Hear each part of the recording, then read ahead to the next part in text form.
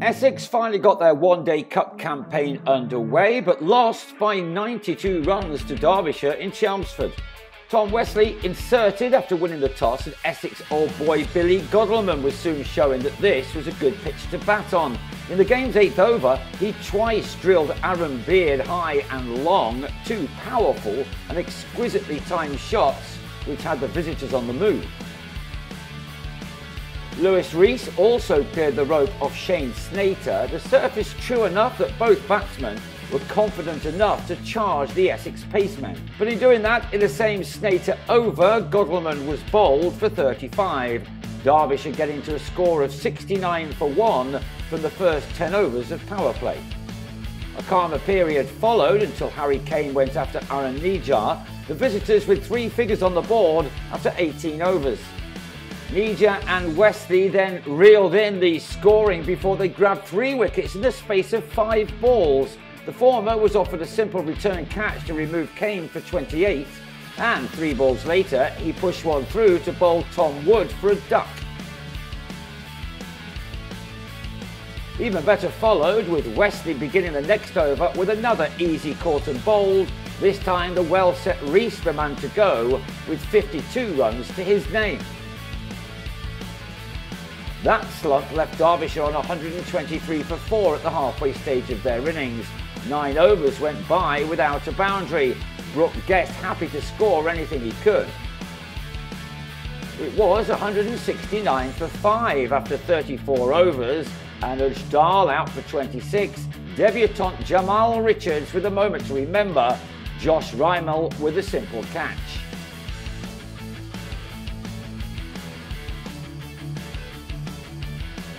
Derbyshire reached their 200 with 10 overs of their innings remaining, and the Eagles would have hoped to keep them well beneath 300 at the finish. But as Brooke and Matty McKinnon started to settle in, they began to increase the scoring rate over by over, Brooke completing a 50 off 57 deliveries. McKinnon also raised his bat on completing his own half-century from 41 balls, and his partnership with Brooke began to become rather meaningful. The boundaries were flowing again towards the end. It was the final 2 overs which were really costly.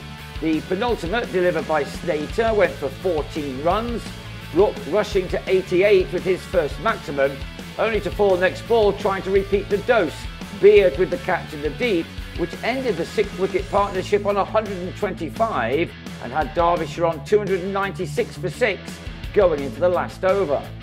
They added 22 more from that as well, as Beard got his line and length a tad wrong, allowing McKinnon to take full advantage of the second ball, while Alex Thompson did likewise to the last. McKinnon ended unbeaten on a 49-ball 72, Derbyshire accruing 116 runs from the last 10 overs to complete their 50 with a challenging total of 318 for 6. Essex didn't get the start they wanted as they set off to chase that down. Feroz Kushi out for an 8-ball duck in the 3rd over of the reply.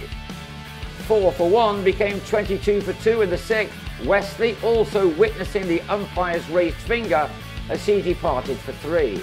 Rymel made something of a name for himself in this competition last summer, and he was looking to impress again. It was largely tough going though, as he and Grant Rurlofsson took the total to 47 for 2 at the end of 10. Both batsmen found it difficult to get the ball away, the visiting attack finding some movement, as Rees did with his second delivery, Rymel nicking off on 38. Robin Das was making his List A debut, not that you would have known that, as he spanked his 4th delivery in this format down the ground for a 6. But his innings was nothing more than a cameo, as on 19 he tried to go over the top again, but skied to the bowler Mark Watt. William Buttleman came and went quickly, edging Rees behind for a couple, and that had the Eagles in big trouble. Halfway through their chase, they'd stuttered to 118 for 5 and still needed 201 more.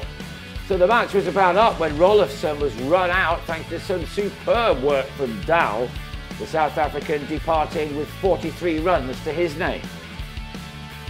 If that wasn't bad enough, then what about this? Beard run out at the non-striker's end, the most unfortunate of all dismissals in the game. 30 overs done and 20 to go, and with 7 men now out, Essex still needed 181 more. While most had probably given up, Snater hadn't, and he cleared the rope off McKiernan.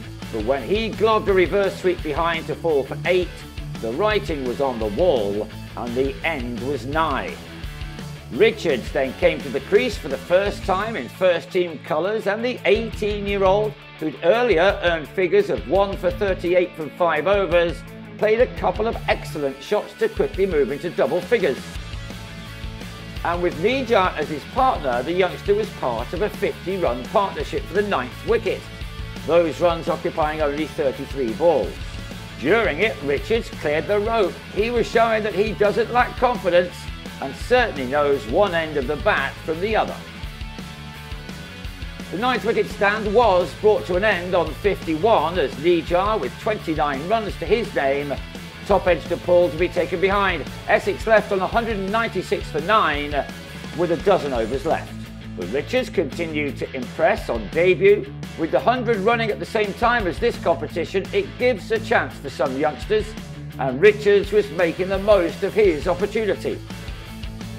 The number 10 was now the top scorer in the innings, but it was over on 46, a club more, and he would have had a 50, but his knock would have warmed the hearts of the Essex fans on an otherwise disappointing evening.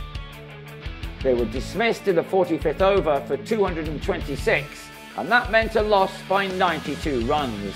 They now head to Northampton for their next match on Sunday.